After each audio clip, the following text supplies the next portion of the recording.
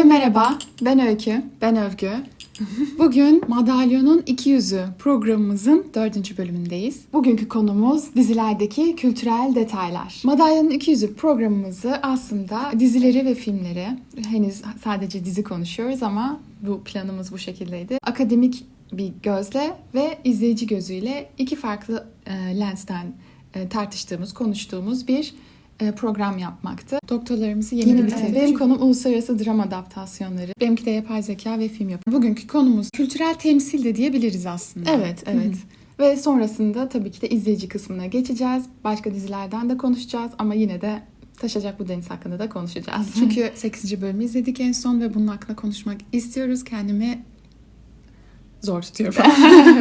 Bir de önceki bölümlerden oluşan çok güzel bir topluluk oluşuyormuş gibi hissediyorum ve benzer şeyleri sevip benzer şeyler hakkında konuşmak istemek beni çok heyecanlandırıyor. Kesinlikle. O yüzden yorumlarınız için çok teşekkür ederiz. Çok Yazmaya devam edin. Evet. Biz de böyle heyecanla, motivasyonla anlatmaya devam edelim. Televizyonun ve dizilerin çok büyük bir gücü var. Ve Kesinlikle. bu bence çok heyecan verici bir şey. Çünkü değişik kültürlerden insanlar sürekli bir içerik tüketiyorlar ve tükettikleri içerikler hakkında da yeni bir bakış açıları oluşuyor ya da o bakış açılarından destekleniyor. Az sonra nelerden konuşacağız size kısa bir şey yapalım.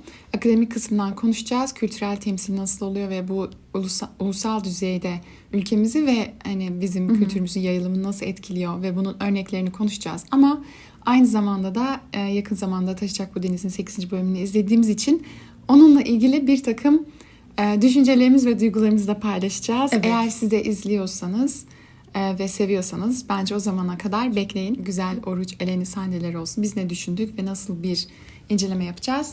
O yüzden kalın videoda. Evet, bence Esme Adil'de. Esme Adil'de kesinlikle. Şimdi Eleni Adil'de. evet, kesinlikle. Esme Eleni'de. Evet. Evet. Çok malzeme vardı bu bölüm ya. Evet, Of yani. çok iyi bölümdü. Böyle Öykü'yle diziyi izlerken böyle şey yaptık. Bunu da konuşabiliriz. Bunu da konuşabiliriz. Bu da var falan diye çok dolu bir bölüm oldu. Bu bölümde yani bizim Madalyonun iki yüzü de dolu bir bölüm olsun. Evet. Tamam. Öncelikle aslında bu çok konuşulan bir konu literatürde. Biz çok kısa değineceğiz. Çünkü biraz da uluslararası ilişkiler alanına giren bir konu. Soft power, eğer duyduysanız akademik olarak belki okulda bu alanda okuyanlar derslerinde de duymuşlardır. Türkçesine gerçi Yumuşak güç diyebiliriz. yumuşak güç diye çevirebiliriz yani de bir hard power diye bir şey var. İşte askeri güç, bir ülkenin kaynakları, ekonomisi, bunun gibi gerçek güçler. Bir de soft power var. Neyi katarsın Bence başka nasıl biliyor musun? soft power'a? Soft power tam olarak şöyle. Hani yavaş yavaş fark ettirmeden İçeriden yavaş etkileyen o güç ve kültürünü tanıtarak sevdiren, kendini bir şekilde sevdirmesiyle oluşan. gönülleri fethederek. Aynen. Hiç literatüre dahil konuşmuyoruz bu şekilde ama daha güzel, etkili bir şekilde anlatmak gerekirse yani soft power ülkelerin gerçekten de bence popüler kültürü kullanarak, genel olarak kültürünü kullanarak o iletişimdeki üstünlüğünü sağlayarak bir güç oluşturması. Diziler ve eğlence sektörünün de gücü soft power içine giriyor aslında. Hatta bu konuda o kadar çok yazılmış kaynak var ki artık yani mesela dizilerin uluslararası popülerliği hakkında konuşulurken soft power hakkında yazmak artık eskimiş bir şey. Bu çok konuşulmuş bir şey. Ama biz yine de anlatalım çünkü önemli bir şey. Ama anlattık zaten. Evet, böyle bir gücü oluyor. Şimdi Türkiye'nin... Yani şöyle, bizim özellikle son yıllarda Türkiye'nin satışı çok arttığı için, son yıllarda değil mi, son 10 yıldan ötesinde bir zamanda aslında dünyanın ilk 3 sırasındayız Türkiye olarak. Hatta ikinciyiz. Yani Hollywood'dan sonra ikinci sırada aslında. Yani bir ara Kore 2'ydi, Türkiye 3'tü falan. Bence böyle Türkiye bir yarışılıyor o kadar yani. hızlı, o kadar çok içerik üretiyor çok ki. Çok hızlıyız kesinlikle. O yüzden ikinci sıradayız bence ve eskiler de sürekli satılıyor ve çok fazla ülkeye satılıyor. Bir de Türk dizilerinin maalesef şöyle bir şey var. Yani bir noktadan sonra kötüleşiyor. O da tamamen sistemsel bir bozukluktan geliyor. Bu konuda çok fazla konuşabiliriz. Evet, işte Ama dizi sürelerin uzun olması. ya da işte ekonomi olarak da dizilerin satışları ve bunun hani içerikleri etkilemesi, dizi süreleri falan filan. bir gün Bunlar çok bununla ilgili konuşabilirim. Bir Evet. bölümümüz bu olsun bence. daha ekonomiye falan da bağlayabilir. Evet, neden diziler bu kadar uzun, ne oluyor, uluslararası pazarda Türkiye'nin yeri falan gibi şeyler de konuşabiliriz. Evet. Ama burada kültürel etkiye geri dönüyoruz. Evet. Şimdi biz fark etmesek bile ve diziler aslında şehir dışında geçmese bile dizilerde biz kendi kültürümüzü ister istemez göstermiş oluyoruz. Çünkü hikaye anlatıyoruz ve hikayenin içinde bir şekilde kültür giriyor. Çünkü birbirlerinden ayrılamaz öğeler bunlar. Yani bizim mesela bir çay içmemiz bile, ince belli bardakta içilen çay bile bize çok normal geliyor. Ama bir yabancı bir izleyiciye uluslararası düzeyde ilginç geliyor. Aa, bu ne diyor? Mesela örnek vereceğim. Erkenci Kuş dizisi aslında bir plaza dizisi. Reklam sektöründe çalışan karakterlerin olduğu ve İstanbul'da geçen bir dizi ve kültür dersek ya tabii ki de Türk kültürü ama yine de bu işte uzak şehir, Halef, Taşacak bu deniz, Gözleri Karadeniz gibi bu farklı kültürel olarak çok daha dolu olan şehir dışı bölgelerinde çekilen dizilere göre çok daha metropol hayatı anlatan bir dizi olmasına rağmen oradaki mesela çay detayı benim çok dikkatimi çekmişti izlerken ama benim algım olarak çok açık. Acaba yabancılar nasıl izliyor? Kafasına ona çok açık olduğum için benim dikkatimi çekmişti. Senin dikkatini çekmiş miydi? Hayır. Sizin çekmiş miydi bilmiyorum. Mesela o karakter sürekli Demet Özdemir'in oynadığı karakter ince belli bardakta çay içiyordu ve bu çok fazla ona ait bir özellik olarak vardı. Daha sonrasında ben TikTok'ta çok gördüm. Yani Erkenci Ben de Kuş'tan mı gördüm geldi tam ayrıca. olarak bilmiyorum ama yani Türkiye'ye turist olarak gelmiş, hani dizilerden dolayı Türkiye'yi çok seven biri sonunda bunu içiyorum diye ince belli bardaktan çay içerken mesela kendini çekip koymuş. Bize çok ilginç gelen bir şey değil ince bardakta çay içmek. Yani mesela ben çay içeceksem siyah çayı ince belli bardakta içmek severim. Ben de öyle. Biz de yurt dışında okuduk. Orada okurken arkadaşlarımıza ince belli bardakta çay ikram etmiştik evet. denesinler diye. Çok garipsemişlerdi. zorlanmışlardı. İşte nereden tutacağız ama çok sıcak. Ne zaman tutacağız, nasıl içeceğim falan böyle.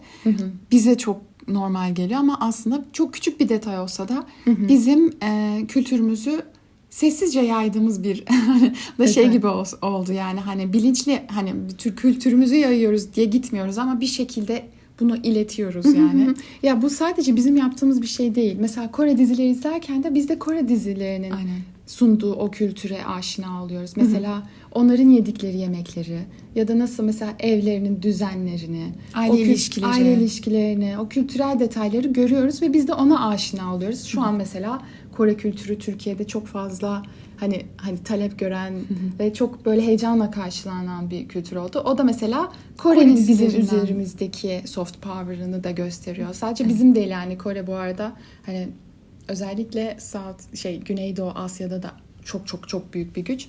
Onu da daha sonra konuşmak isterseniz konuşuruz. Ama ayrıca başka detaylar da var tabii ki de. Bence bu özellikle kültürel detayları demin de bahsettiğimiz gibi şehir dışında çekilen dizilerde çok fazla görüyoruz. Taşacak bu denizin 8. bölümünde yemek çok öne çıkıyordu.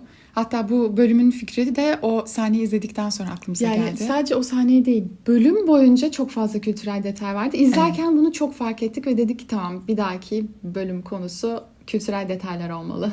Daha önceki bölümlerde de aslında mesela Sevcan'ın çeyizinin Orçun evine taşınması, kız isteme olsun. Bu bölümde de vardı. İşte kan davasını kan hakkıyla ödemeye çalışmak. Kan hakkı nedir mesela? Hani dünür olmakla hani barış sağlaması, dünür olmanın ne kadar önemli olması. Bıçak orana. Ben ilk hiç defa bilmiyordum. duyduk biz.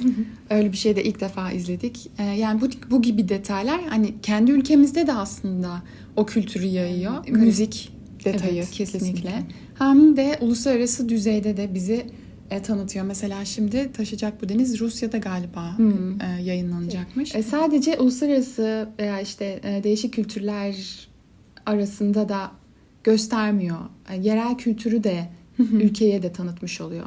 Mesela Trabzon'a acayip bir turist akını varmış. Yani diziyi izleyenler seviyor. Atlıyorlar uçağa, otobüse, arabalarına Trabzon'a gidiyorlar. Bence bu çok ilginç bir detay. Ve ilk bölümde bahsettiğimiz yani madalyonun iki yüzü programımızın ilk bölümünde bahsettiğimiz dizi turizmini aslında burada çok canlı canlı örneğini görüyoruz. Mesela çeyiz sandıklarının açılıp çeyizin eve taşınması. Ve bunu herkesle beraber, yani sadece iki ailenin bir arada değil de hani bütün hani mahalle olayına aynen, dönmesi, yerel hikayenin, yerel geleneklerin ülkeye tanıtılması için de faydalı. Az önce konuştuğumuz. İşte dünür olmakla ilgili de en son bölümde hani Şirinim biri şey yazmıştı TikTok'ta bize, işte Şirin deyince tanımadım, Şirinim diyeceksiniz diye. Aslında Şirinim da değil, Şirinim Fırtınam diyeceksin, Fırtınam diyeceksin. O işte hani İso'yla Fadime olsun diye konuşurlarken hani Adil aslında orada güzel bir söz söyledi bence. Neden bunun yükünü kadına ödeteceksiniz? Kan davasının, kan hakkının yükünü diye. Buna da böyle bir not düşmek istiyorum. Evet, güzeldi bence de. Aynı zamanda Eleni'nin de bizde aslında bu hikayede dışarıdan gelen bir karakter olarak, hani Yunan bir karakter olarak o tanırken o kültürü, kendine uzak olan o da Eleni de karakter olarak bıçak horonunu ilk defa izliyor. Karadeniz yemeklerini ilk defa yiyor. Onunla birlikte biz aslında keşfediyoruz kültürü. Biraz da bizi Eleni'ye daha da yaklaştırıyor. O özdeşleşmemizi daha da artırıyor. Ama diğer bir yandan biz ondan bir adım daha çok biliyoruz. O yüzden onun böyle hiçbir şey bilmemesi, bu yabancılığı da hani böyle biz seyirci olarak ortadayız. Yani bir evet. yerde hani Koçeriler, Fırtınalar var. Diğer yerde Eleni var. Biz ortada biliyoruz. Tabii Karadenizliler direkt onların tarafında, onlar ortada da değiller. Evet, Yani bütün bu gelenekleri, evet, yemekleri, kültürü bilenler de iyice Fırtına ve Koçeri evet, oradalar. Ben bu arada de değinmek istiyorum, bu Karadeniz şivesini yapıp yapamama konusunda. Dizilerde bence bu çok büyük bir zorluk. Yani herkesin mükemmel bir şekilde o şiveyi yapması çok büyük bir beklenti. Çok iyi oyuncularda bile sırıtacak şeyler olabiliyor. Ben buna çok normalmiş gibi bakıyorum. Yani çok doğal görüyorum. Ben de yapamam o ağzı yani. Hem çok zor olduğunu düşünüyorum. Sen çok güzel şey diyordun. Yani o aslında dili kullanmakla alakalı bir şey. Çok farklı bir şey. Ya bir yetenek bence. Hayır, bir de şey gibi. Yani şimdi biz aslında şive konuşurken şöyle diyoruz. Mesela Antep'te gidecek, yapacak, edecek gibi hani sonunu o şekilde bitiriyorlar. Ama öyle deyince de çok yanlış duyuluyor. Yanlış geliyor. Aynen. Çünkü başka bir ses var orada. Ya da Karadeniz'de de işte dağlar olsun. Gelirim, ederim. Ama deyince de çok yanlış geliyor. Çünkü aslında biz sadece kelimeleri söylemeye çalışıyoruz yani şive yaparken. Ama dil aslında hani dilini değiştirmek lazım. Sadece söyleme şeklinde değil de, çünkü dil farklı oynuyor, farklı ağızları, dilleri konuşurken. Mesela İngilizce konuşurken İngilizce'de R'leri, bizim Türk R'lerimiz İngilizce'de gibi duyuluyor ve onlar asla bizim R'lerimizi anlamıyorlar. Onlar da R'de bizim R'lerimiz öndeyken, dilimiz öndeyken, yani dişin tam arkasında R diyoruz. Damağımızda söylüyoruz. Onlar dili kıvırıp arkada söylüyorlar. O R diyorlar. Yani aslında şivede böyle bir şey. Tabii biz de bu konu uzmanı değiliz ama kendim keşfettiğim bir şey olduğu için paylaşmak istedim. Evet. Şive konusunun şöyle bir etkisi var. Şimdi biz Türkçeyi konuşan insanlar olarak biliyoruz o şivenin farklı olduğunu. Ama yabancılar izlediği zaman onlar zaten Türkçeyi yeni duydukları için fark etmiyorlar bile. O yüzden onları hiç ilgilendirmeyen bir şey. Bunun tam örneği şöyle de var. Crash Landing on You Kore dizisini izlerken onlarda da Kuzey Kore, Güney Kore arasında bir şive farkı varmış. Bizim tabii ki de hiçbir bilgimiz olmadığı için biz zaten anlamıyoruz. Bizim kaçırdığımız bir detay olmuş oluyor. Bazı şeyler taşınırken aslında uluslararası düzeye kültürel öğeler, bazıları da taşınamıyor. Aslında sadece yerelde kalıyor. Yani o aslında bilgi birikimi. Ben direkt akademi şeyine giriyorum. Yani kapital deniyor ya o birikime, bilgi birikimine. O dil bilgisi sahibi değillerse izleyen kişiler, o bazı şeyler kaybedilmiş oluyor. Ama bu ne kadar etkiliyor? O kadar etkilemiyor ama mesela şimdi biz Koreci bilseydik belki de daha çok etkisini hissedecektik. O hikaye için çünkü bir engeli dilde de görmüş olacaktık. Karakterlerin arasındaki o aşkın engelini dilde de görmüş olacaktık. Ya da mesela sadece Karadeniz değil. Mesela Eleni'de de o Rum ağzı var. Hani ve bazı şeyleri çok tatlı söylüyor. Şimdi akademiyi bir kenara bırakıp. Hayır, onu da söyleyecektim. Yani mesela bizim Eleni daha böyle hem daha yabancı gösteriyor bir yandan. O kültüre iyice yabancılığını gösteriyor ama bunu dili bilmeyenler anlamıyor. Evet. Yani aslında bildiğin kültürde bir şey izlerken de daha sıcak geliyor. Ah, buradan yeni bir akademik şeye bağlayacağım. Söyle. Şimdi normalde Straubar, buraya yazarım. La Passine ve Straubar'ın yaptığı araştırmalara göre uluslararası alanda, ulus ötesi alanda dizilerin başarılı olması, tam benim konum bu. Kültürel yakınlığa göre, dil yakınlığına göre, yani çeşitli yakınlıklara göre daha etkili oluyor. Yani mesela bir dizi başka bir yerde kültürleri yakınsa daha çok beğeniliyor. Yani deniyor. mesela bizim aslında hani dizilerimizin daha çok hani Orta Doğu'da izleniyordu aslında.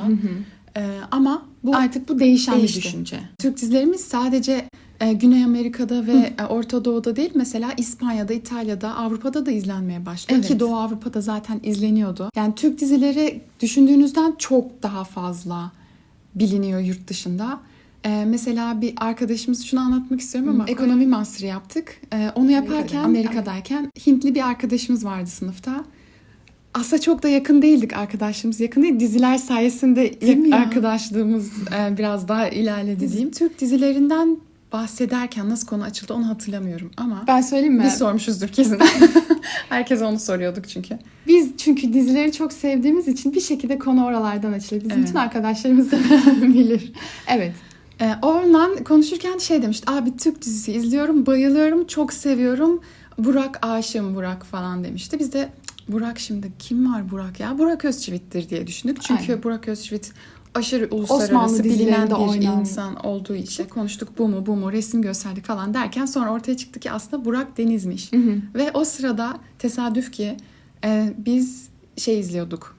O sırada izlemiyorduk. O ya, sırada izlemiştik, izliyorduk. bitmişti. Yok. Yani biz o sırada izliyorduk. Biz o sırada izliyorduk. Dizi bitmişti. Biz sonra, o yüzden ilginç gelmişti hatta bize. Çünkü sonradan biz dönüp izlemediğimiz bir dizi olduğu için neydi ya? Aşk Laftan Anlamaz. Aşk Laftan Anlamaz'ı izliyorduk o sırada.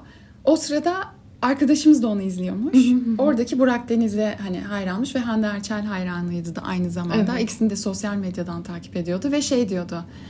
Ne dediklerini anlamıyorum ama yine de çok güzeller, izliyorum diyordu. Ve Hindistan'da şöyle bir şey oluyormuş. Yayınlanıyormuş. Artık nasıl yayınlanıyor bilmiyorum. Acaba YouTube'dan mı yapıyorlardı? bazı başka sitelerde oluyor Yayınlandığı zaman önce bir izliyorlarmış bölümü anlamadan. Ondan sonra altyazılar birileri ekleniyormuş. altyazıları ekliyormuş. O tekrar yayınlandığı zaman altyazılı olarak tekrar izliyorlarmış. Yani o bazı ünlülerin aşırı fazla takipçisi oluyor ve diyorsunuz ya kesinlikle böyle bir şey olamaz, izlenmiyorlar ki diyorsunuz ya. Olabilir. Onlar uluslararası düzeyde, mesela Hindistan'ın kaç milyon nüfusu Evet. var. Uluslararası düzeyde çok ünlü oldukları için de o kadar çok takipçileri var ama aslında belki reytinglere o kadar yansımıyor. Çünkü sosyal medya başka bir boyut yani. Ve şeyden de bahsedecektim. İşte mesela Bosnalı arkadaşımız, abi bütün ailem onu izle diyor. Afgan bir arkadaşımız, Türkçeyi öğrendim Türk dizileriyle demişti. Ve bayağı biraz da biliyordu yani bence. Mesela taksiye binmiştik. Taksi şoförü Türkiye'den geldiğimizi öğrenince Aşırı ben heyecanlanmıştı. İşte Ertuğrul deyip aşırı heyecanlanmıştı. Diriliş Ertuğrul Evet, izliyormuş. Yani gerçekten çok bilinen sektörümüz var. Tamam, gelelim konumuza. Şimdi Evet, bence buradan artık bölüme geçebiliriz. Artık, lütfen. Lütfen. Çok konuşmak istediğim yerler var. Ay, çok güzel bir bölümdü. Bence- Taşacak Bu Deniz'in 8. bölümü bence şimdiye kadarki en iyi bölümdü. Kesinlikle en iyi bölümdü. Özellikle bu izleyenler zaten spoiler almıyordur diye düşünüyorum. Bizi izleyenler onu izlemiştir diye düşünüyorum. O yüzden rahat konuşuyorum. Bundan sonrası spoiler dolu olacak, bilginize. Evet, bilmiyorsanız da ona göre. Bilmiyorsanız. Esme'nin yanına yatıyordu ya Eleni. O Yanına sahnede yattığı değil. O sabah kısmıydı. benim için o sahneden itibaren ben ağlamaya başladım. Sonuna kadar. Ama hayır, işte o değil. Hayır, öyle. En son Esme ile konuştukları akşamdı bak. Çünkü şöyle bak. Hayır, sonunda- ben yanına yattıktan sonra başladım. Ondan Çünkü sonra yemeğe gidiyorlar. İşte ama ondan sonra mı gidiyorlar? Evet, Tamam, onu ama diyorum. sonra ondan sonra biz Oruç'la İso'yu görüyoruz. Şerif geliyor yanlarına. Oralar da duygusaldı. Tamam, oradan itibaren ağlamadım ama yine de oradan itibaren iyice hani Evet. aldı seni. O bayağı başıydı, evet. Olsun yine de yani hani oradan itibaren. Şey sahnesi çok güzeldi. Bence hemen kültür şeyinden dolayı onu Evet. bağlayayım. Bu Esme, Adil ve Eleni'nin yemek yediği sahnede. Evet. Bütün Karadeniz yemekleri geliyor sahneye de. Bütün işte kuymaklar, karalahana yemekleri, yani fasulye turşusu kavurması gibi çeşit çeşit yemekler geliyor ve bu bence direkt izleyicilere tanıtma sahnesi gibi bir şeydi. Yani bu amaçla yazılmıştır demiyorum ama böyle bir etkisi olacak. Kesinlikle Muhakkak. olacak ve özellikle dizilerdeki yemekleri merak edenler araştıracaklardır diye düşünüyorum. Bu konuda yazılan yazılar da var. yazılar da var. Araştırabilirsiniz yani akademik anlamda. Bence o sahne çok güzeldi. Hem ilk defa bir aile olarak görüyoruz onları. Hem kültürel bir tanıtım, yani Eleni'ye de tanıtıyorlar bir anlamda. Evet. Hem de şey çok tatlıydı. Hani o et yemiyor diyor, yani vejetaryen diyor. Evet, evet. Yapıyor Esme. Çok tatlıydı o şey. Annelik şeyini de görüyoruz. Oyuncular da zaten çok tatlı ifade ettikleri için de çok güzel bir sahneydi. Ayrıca... Bence şey de çok komikti. O yalnız bırakıyor ama aslında orada olaylar oluyor ya. Evet. Aslında neler neler. Kız isteme sahnesi de bence yine kültürel detaylara gelirsek tam da bu aslında o açıdan güzel oldu bu. Hani akademik yerini konuştuk, şimdi de dizideki kültürel şeyleri. Kız isteme sahnesinde bence şey çok ilginçti. Şimdi normalde hani töreden konuştuğumuz ve biraz daha ataerkil bir hikayenin ortasında biraz hani nasıl desem daha eşitlikçi, daha şeyi görüyoruz. Şimdi dizi çok ataerkil bir dizi. Buna bir lafımız Ama yok. bana şey gibi geliyor. Sanki senaristler özellikle öyle olmamasını çabalıyorlar. Mesela Adil'in o sözü de Ya hikayeyi ataerkil kurup karakterleri daha eşitlikçi yazmaya çalışıyorlar. ya bu konuda da çok fazla şey yazılabilir. Mesela hani Adil bir eşkıya gibi olarak, diğer yandan Şerif de öyle. Ama o hani kendi düzenlerini, adaletlerini sağlamaya çalışırken kadınlara mesela asla zarar vermemeleri. Ama şey biz vermeyiz ama Fadime verir diyor ya bir bölümde. Bir önceki bölümdeydi galiba. Ha, evet. Ama mesela bu da aslında ataerkillik ya. Aynısını Hani diyecektim. Yani orada da aslında bu da aslında maskülen gücü destekleyen bir şey. Hani biz vermeyiz zarar. Hani evet. gibi. Ama verdirttiririz gibi. Neyse. Neyse bu başka bir konu. Ama yine de mesela hani Fadime isterse evlenir. Fadime karar verir. Bunun suçunu Fadime'ye ödetmeyiz. Ödetmemeli gibi bir şey olması da güzeldi. Benim konuşmak istediğim bir de böyle kültürel öğeleri bir yana bırakalım. Çok duygusal bir bölümdü bu bölüm. O kadar Evet. Bence yani, işte bak tam son kısmında Esme ile Eleni artık düğünden sonra konuşuyorlar. geliyorlar. Bu arada horon sahnesini de konuşmalıyız bence, bıçak horonu. Evet. Ben ilk defa gördüm. Bıçak mıydı acaba? Onu merak ediyorum. Çünkü böyle Tehlikeli değil mi? çok tehlikeli değil mi? Görsel olarak ilginçti ben ilk defa gördüğüm için ve biraz daha o tehlikeden dolayı hani iki dost insanın birbirleriyle bunu yapması çok değişik bir gösteri bence. Değil mi? Sanki Şerif'le şey yapsaydı. Adil yapsa biraz daha anlardık gibi. Ama- Hani o gerilimi daha çok olurdu. Yani Çakır'la Adil yapınca daha dostane bir gösteri olmuş oluyor. Evet. Ama senaristler bu düğün ve yöresel dans Horon. Şeylerini seviyorlar ki Sefir'in kızında da çünkü işte Efeler güzel. onların dans etmesi, Gediz karakteriyle o Engin Akyürek'in karakteri bir karşılıklı oynuyorlardı. Yine düğün vardı ilk bölümde falan. Bence senaristlerin de sevdiği bir detay olduğunu düşünüyorum. Ben de öyle düşünüyorum. Dünür olmak bence bu yabancılar için çok önemli bir şey değil mesela. Bence Amerikan kültüründe mesela ben direkt Batı kültüründe diyeyim. Bizdeki olduğu kadar önemli değil. Mesela bizde derler ya evlenince ailesiyle de evleniyorsun diye. Aile büyüyor ama onlarda aileler ayrı kalıyor da Aynen. bir kesişim oluyor. diye Ya o açıdan düşünebiliriz. dünür olmanın bu kadar önemli olması bu dizide hani düşmanlığı bitirecek kadar bir hani birlik oluşturma düşüncesi de hani tekrar gündeme gelmiş oldu. Acaba insanlar nasıl algılamıştır ya nasıl düşünmüştür yabancı izleyiciler, onu da merak ediyorum. Evet.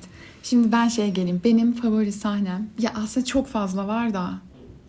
Ya nasıl seçeceğim bilmiyorum ama galiba 1 numara Eleni ile Oruç'un veda sahnesiydi. Of, çok güzeldi. güzeldi. O konuşmaları çok duygusaldı.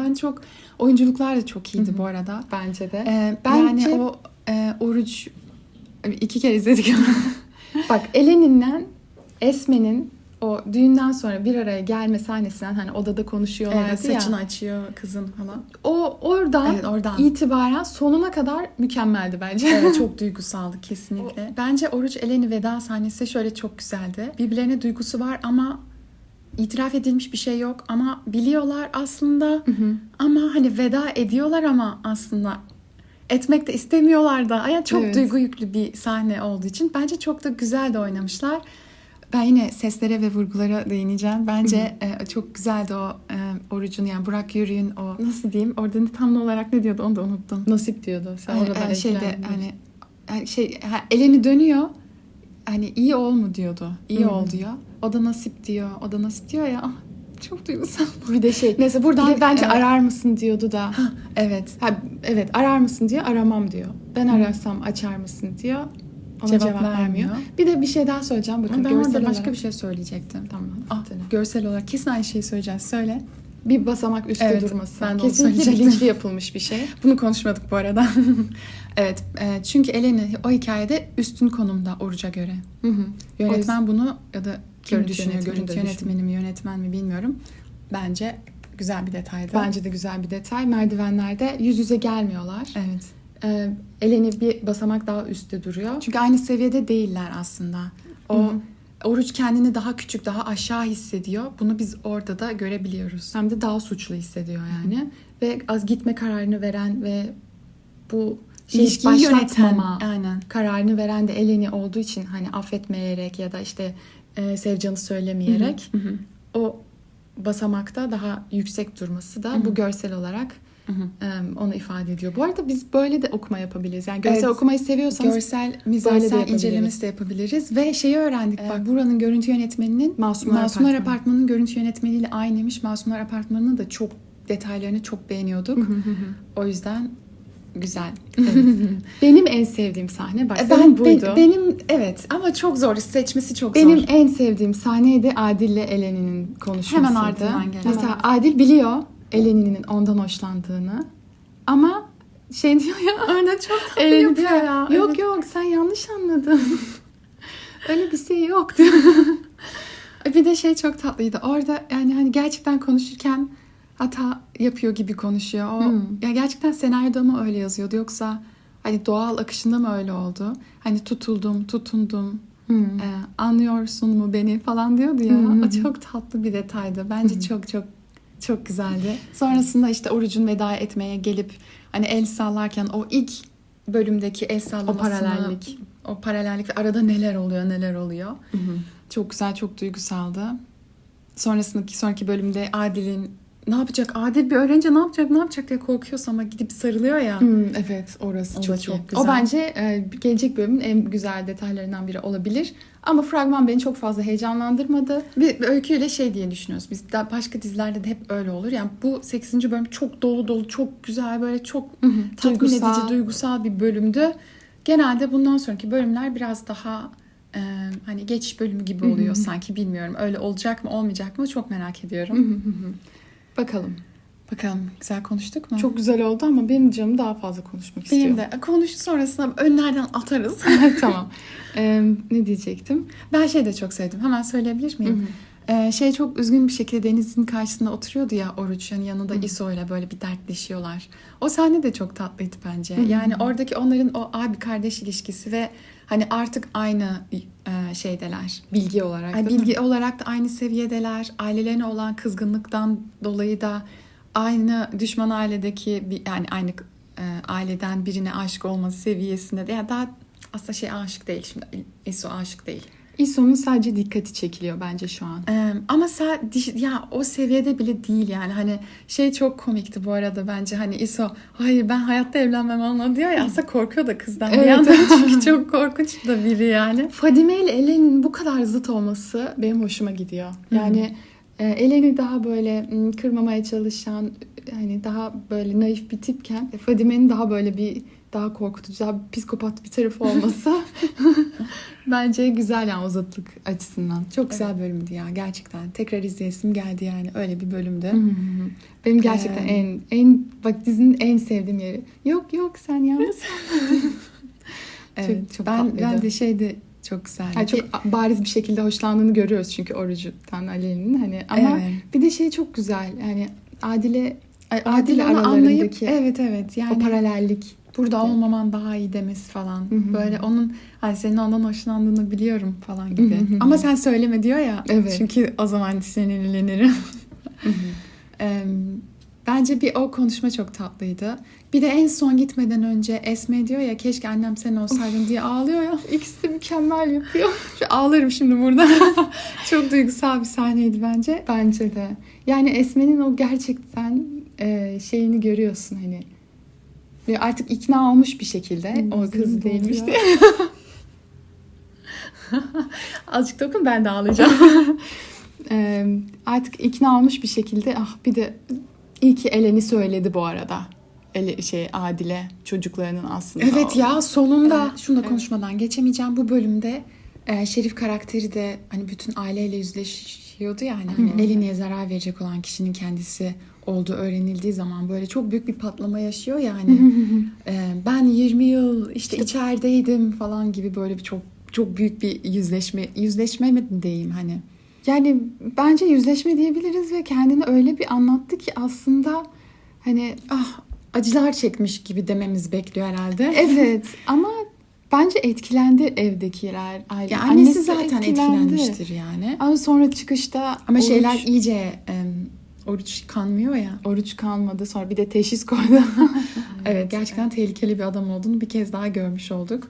Ben gerçekten o Şerif'in o sakin bir şekilde hemen o anda bir şey uydurup da konuşmasını çok başarılı buluyorum. Evet bir de ben detayını çok sevdim. Bu konuda heyecanla bekliyorum. Şerif ve Zarife'nin birbirine düşmesi. Evet. Yavaş yavaş orası ısınıyor ve birbirlerine dönüp aslında birbirlerinin kuyusunu kazmaya başladıkları zaman aslında birbirlerinin sonu kendileri getirecek gibi gözüküyor. Ben Hicran'la Gezebe hani aralarında bir şey olacak mı tekrar? Geçen bölüm asla diyordum da ya ben Hicran'ı seviyorum aslında. Ya ben de seviyorum ama Çok kötü bir karakter. Ama belki oyuncusunu sevdiğim için bilmiyorum.